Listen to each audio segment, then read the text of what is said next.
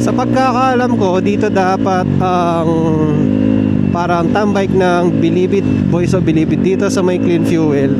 Kaso nagselan daw sila, so kaya sila lumipat sa may Bapsilog. Feeling ko kaya nagselan mga yan dahil dun sa mga, siguro sa mga dating tumatambike tapos maiingay masyado yung motor. Feeling ko lang pero sana syempre sa mga ibang grupo na tumatambike, nakikigamit ng venue, syempre respect their rules. Kumbaga, syempre pumunta ka sa isang lugar, hindi naman nyo pag-aari, kailangan matino para nakakaulit kayo. Ayan na, lumilintik na nga.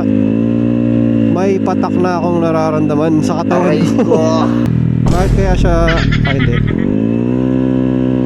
Right, bilisan natin, baka maabutan tayo.